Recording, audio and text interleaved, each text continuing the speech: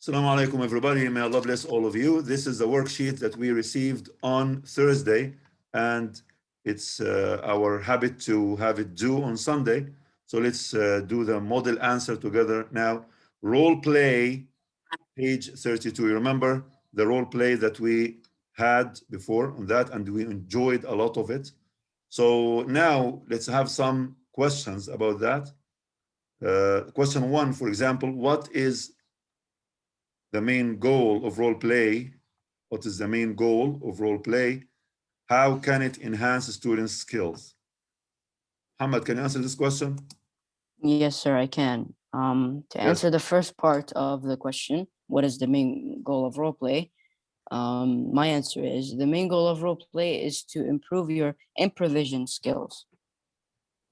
Bravo, thank you very much. And that's for the first question. And the second question of question one is how can it enhance students' skills? Role play is an excellent way of improving students' social and persuasion skills. And that would be my answer to the second part. Bravo. So the main goal of it is to improve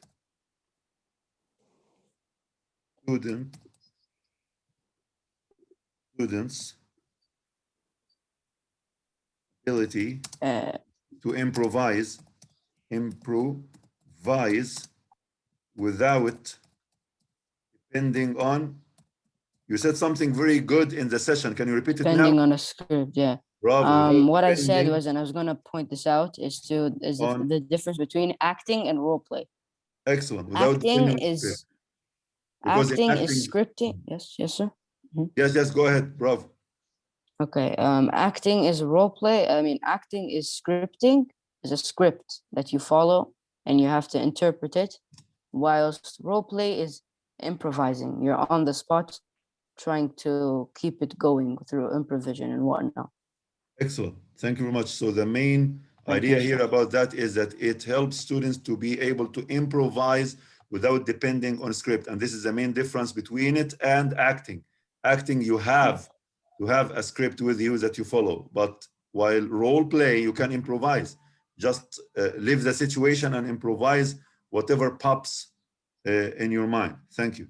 So here it enhances the students' skills by making them what? Making them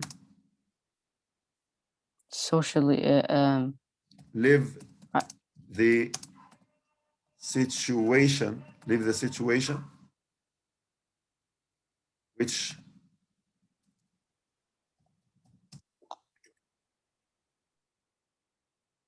gives them confidence, and what? Confidence and what? Confidence and reliable. Social. Confidence and social. What is the word that we need here? Give them confidence. Persuasion. And social. Bravo. Persuasion, social persuasion. Methods. Bravo. So it gives them confidence and social persuasion methods. Excellent. That's perfect, Muhammad. More than perfect, actually. Thank you, sir. Thank you very much. Very welcome. Question 2. Saud, can you answer this question? Yes, what sir. does persuasion mean? Okay, so persuasion means trying to convince someone to do something that he doesn't accept to do it, or something that he doesn't want to do. So persuasion is just as convincing. Excellent. It means to convince, someone of your opinion so that he or she accepts it, right? He or she accepts it. Bravo. The second part of the question? Okay, so the second part the second part of the question says use the verb Yes. from it in a sentence.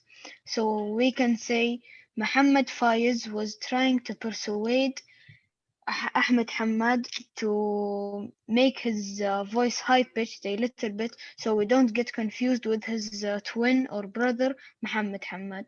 Bravo. So Muhammad is trying to persuade Ahmed to do what? Whatever example. To make his voice high pitched a little bit. Or to speak up, bravo. To speak up is the same meaning. Speak up a little bit. Bravo, thank you very much. That's perfect. May Allah bless. You're welcome. Even though Ahmed was already speaking well, but this is just an example. May Allah bless all of you. All right. So May Allah bless you too, sir. yes, the third. Who can answer the third question, guys? I would like to answer it, sir. Thank you. Go ahead. Okay. Yeah. So Iyad is answering the third question. Just changing the color. Make some help for you when you keep revising that. All right. So the question is, what is the meaning of dividend in investment context? So the meaning of it is to divide the profit that you want between you and the ones who helped you. Thank you very much, Iyad. So the general idea of dividend in investment contexts is the share. To divide the profit. Yeah, the share of profit, which is given by the company to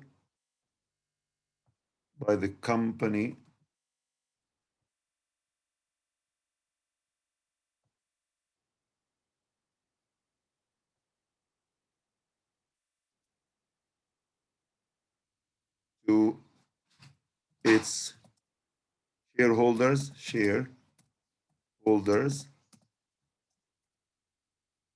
as a reward on new revenue. And as Iyad has noticed, it's a good hint from him that it is originally from the verb what? Divide. If you look at dividend, it is originally from the verb divide.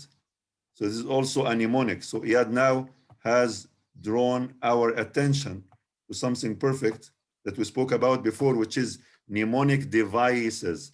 Mnemonic devices or mnemonic tools or mnemonics that you can make something which reminds you of the origin of the word so that you remember the word if you forget it. So because the company divides the profit shares between the shareholders as a sort of reward of giving them some part of the profit on revenue, so he remembers it from the verb divide.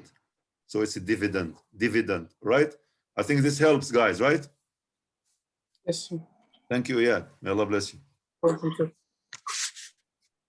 So let's now unify the color of the word, not to be confusing, but I just showed you how the mnemonic device that he used can be very perfect in terms of reminding him and others of the origin of the word. All right. Differentiate, question number 4, differentiate between practical thinking and strategic planning. Who can answer this question? Malik, can you answer this question? Yes, sir. Thank you very much. Just before you answer, remind everybody of the roles. Who took the part of practicality and who took the part of strategic thinking when we were playing these roles? The mother was practical and the father was strategic. Bravo. So the idea was all about some money that was won from a competition and the family members were discussing how to spend this money in a useful way. So the mom took the practical side and the father took the strategic side. Now Malik is going to differentiate between practical thinking and strategic planning. Yes, Malik, go ahead. Yes, practical thinking brings instant and long-lasting benefits. Like the mother when she wanted to buy a washing machine, for example. The instant benefits is that you get clean clothes, and it lasts for a couple years, which is a long time. Bravo. So practical thinking is about instant. So the key word that Malik said is instant. Practical thinking is about instant benefits, right? Yeah. Whereas strategic planning,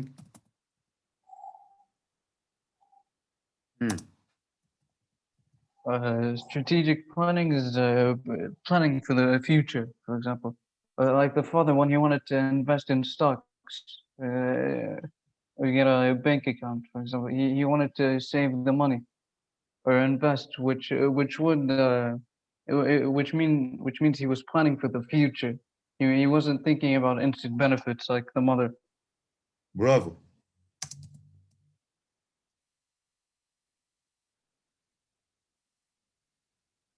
So let's unify the answer in this way. I summarized, as you notice, Malik's wording into that wording, which already says what Malik said, but in that unified wording. What do you think of it, Malik? Do you agree with me? Practical thinking is about instant benefits, whereas strategic planning has to do with long-term outcomes and results. Do you approve that? Yeah, I agree. Thank you very much. See, guys, it's very important to check the approval of the one who took the responsibility of the answer, because we learned before how to summarize, how to change wording, but keep the meaning of the idea or the gist of the main points that we are discussing, right? May Allah bless all of you. This is perfect answer. I thank you very much, everybody. Let's move to the next part of the lesson.